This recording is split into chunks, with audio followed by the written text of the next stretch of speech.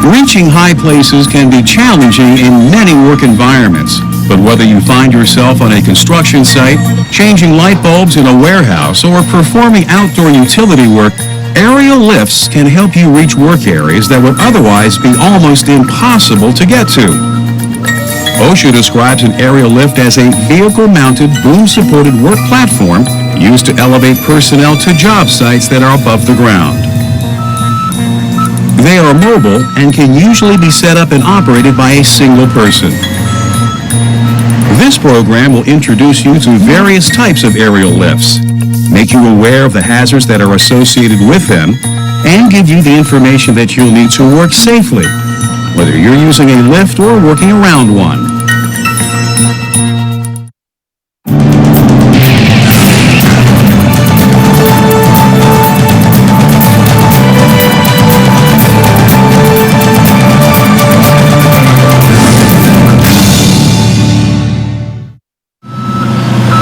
Depending on the work that you're doing, there are a variety of aerial lifts to choose from. Extensible boom platforms use a single arm to lift their work platform to the desired height. Aerial ladders consist of a single or multiple section extendable ladder, such as the powered ladders on fire trucks. Articulating boom platforms contain two or more hinged boom sections, which allow the arm to maneuver into difficult-to-reach places. Vertical towers are designed to elevate a platform straight into the air using a mechanism such as a telescoping mast. Most aerial lifts are made up of four major elements: a base with supports for the lift's platform or bucket, a lifting mechanism, the platform or bucket itself, and controls which are often located on both the base and the platform. The main difference between the various types of aerial lifts is in the mechanism that lifts the platform. Typically, it's hydraulic, pneumatic, or driven by electrically powered gears. OSHA requires that anyone who works with or near aerial lifts be trained on the various hazards related to lift equipment, as well as on how to control or minimize these hazards. Much of the information that you'll need is included in this program, such as an examination of the electrical, fall, and falling object hazards associated with using an aerial lift, techniques for controlling, minimizing, or eliminating these hazards, how to recognize and avoid unsafe conditions in the areas where you'll be using a lift, how to determine whether you're exceeding a lift's maximum load capacity, when and how you should inspect an aerial lift, how to operate a lift correctly, and how to safely move a lift. But you'll also need to review your lift's operator's manual, as well as practice working on the lift itself.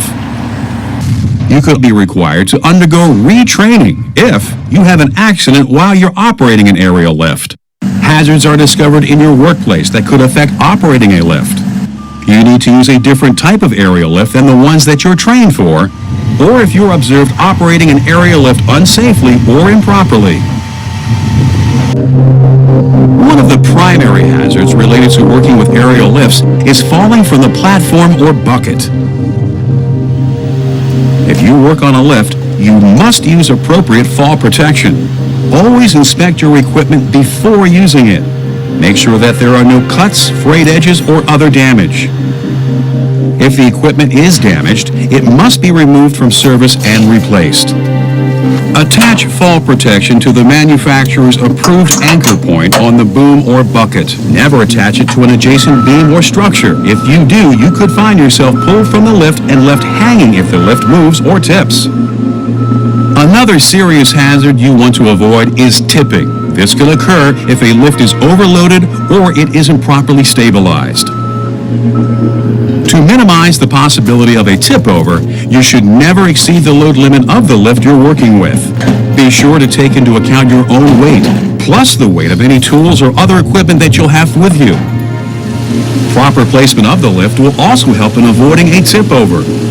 If your lift is equipped with outriggers, use them. Make sure that they're set up on stable ground. Fall Falling objects can be a hazard when you're using an aerial lift as well. Even if you're careful, tools or materials can sometimes leave the platform and head earthward. Protect people who are working around the lift by marking off the area with safety cones or tape. If workers must be on the ground while a lift is being used, make sure that they are wearing hard hats. Your surroundings can also be hazardous when you're operating an aerial lift. Overhead hazards can be especially troublesome. If you're working indoors, you need to be aware of beams, rafters, and ceiling heights. Keep your eye out for HVAC ducts, piping, and cable raceways as well. If you're outdoors, you want to pay attention to trees and light poles. Stay a minimum of 10 feet away from any of these hazards. High voltage power lines can be extremely dangerous and have their own set of rules based on the amount of electricity that they're carrying. If possible, the line should be de-energized. If it's not possible to de-energize the lines, you should stay as far away from them as possible.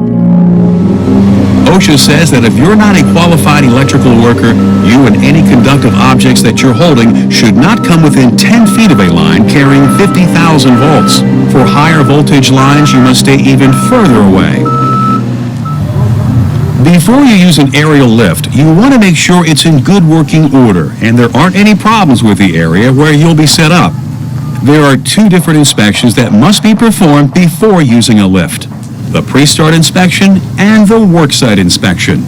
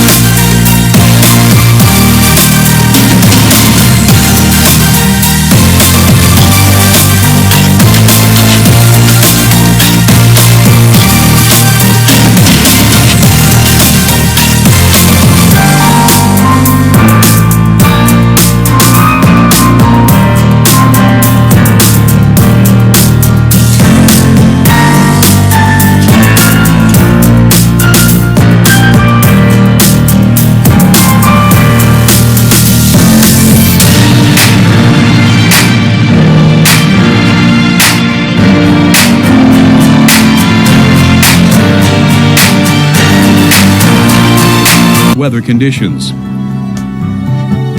If you're working inside, look for low beams, rafters, or ceilings. Driving obstructions such as other equipment or storage racks. Materials or debris on the floor. Doing these pre-inspections on your equipment and your work area are essential and will help you to avoid dangerous situations.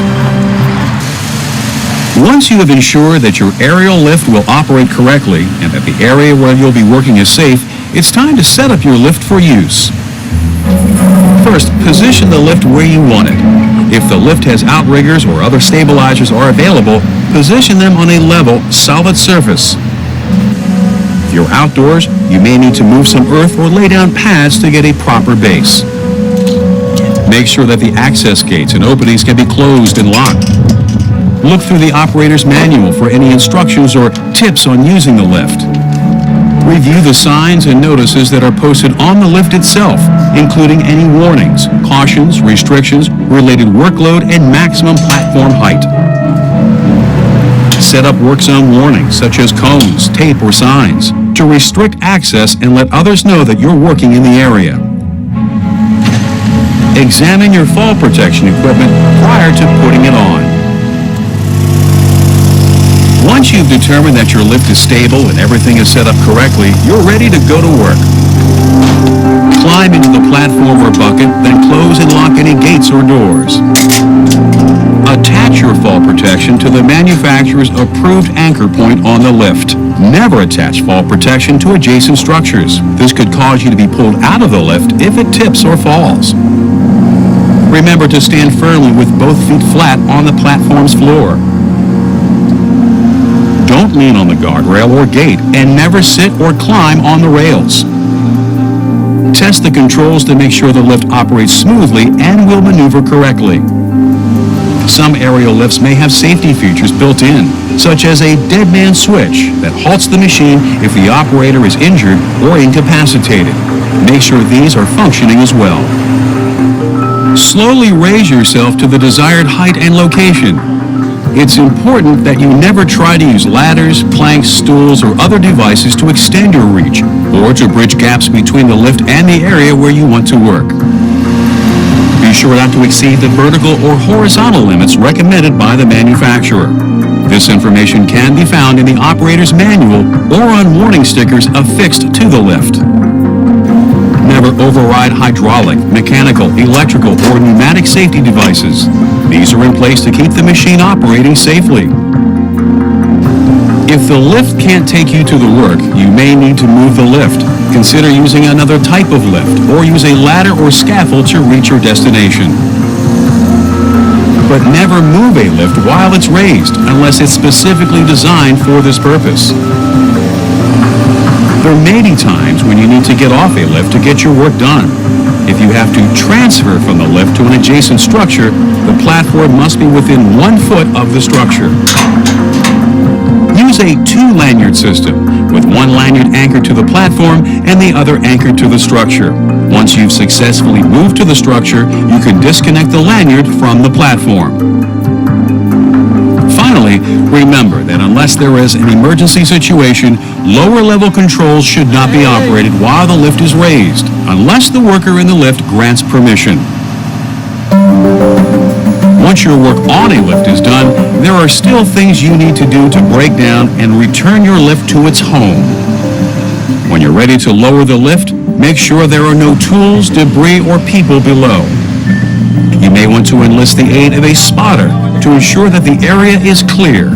If you choose to use a spotter, be sure to work out the verbal instructions or hand signals that you'll be using to communicate.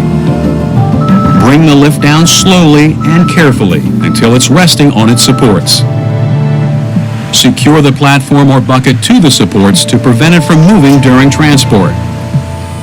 If you've used them, return and stow out riggers or other stabilizers. Lastly, remove any warning signs, caution tape, or safety cones from the work area. Even if you're not operating a lift, you may be affected by having one around. If you're working in the vicinity of an aerial lift, be sure that you understand the hazards a lift can create. On the ground, you can still face equipment tip-overs, falling objects, even electrocution. Whenever possible, stay clear of the work area where the lift is located. If you have to go into the area, wear appropriate personal protective equipment, including a hard hat. Be on the lookout for other lifts that may be entering or exiting your work area. Be aware of the lift's blind spots and make sure that the operator can see you. And be sure to stay clear of lifts that are raising or lowering their booms. You may likely have to move a lift during the course of working with it. Following safe driving practices is a must when transporting a lift any distance. Never drive a lift when the bucket or platform is up, unless the lift is specifically designed for that purpose. Avoid reckless driving or horseplay when you're moving. Even though they're large, lifts can be easily damaged and expensive to repair. Obey the posted speed limit at all times. If there is no posted speed limit, maintain a slow, steady speed. And always give pedestrians the right of way.